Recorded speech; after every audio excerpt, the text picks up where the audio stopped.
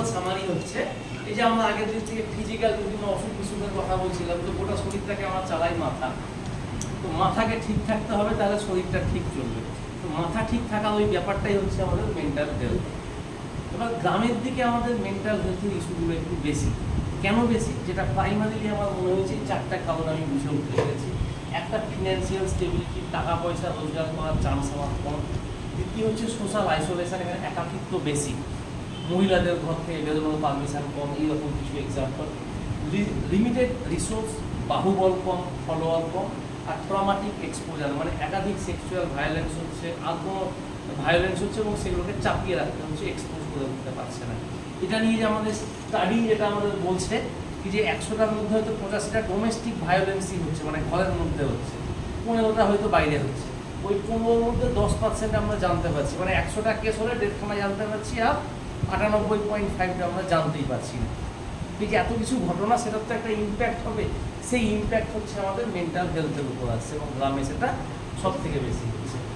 বুঝবো এবারে most common এই 3টে জিনিস।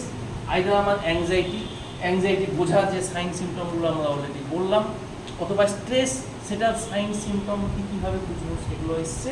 তারপরে এগুলো আবার ফাইনালি গিয়ে ডিপ্রেশনে ল্যান্ড আপ করছে।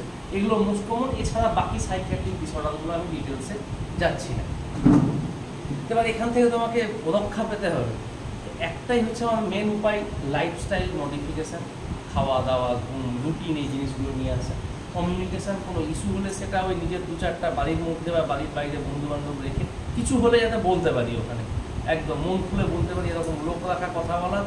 যদি সেটাও না থাকে, বিভিন্ন গভর্নমেন্টের এখন হেল্পলাইন নাম্বার চলে এসেছে, বিভিন্ন অ্যাপ্লিকেশান ডেভেলপ হচ্ছে, মেন্টাল হেলথ নিয়ে কাজ হচ্ছে। এগুলোতে গিয়ে আস্তে আস্তে খোঁজা যে কী করে কী পাচ্ছে না পাচ্ছে।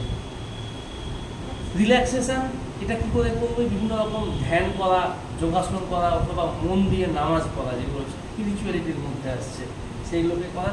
তারপরে মেডিকেশানে সাইকিয়াট্রিক মেডিকেশানগুলো ডাক্তার দেখিয়ে তারপরে। আর একটা সাইকোলজির কাউন্সেলিং, আর একটা ইস্যু, আমি জানি না মালদাতে প্রপারলি আছে কি না, বাট আস্তে আস্তে এগুলো আসছে। এই কাউন্সেলিং করেও কিন্তু মানুষজন অনেকটা উপকার পাচ্ছে।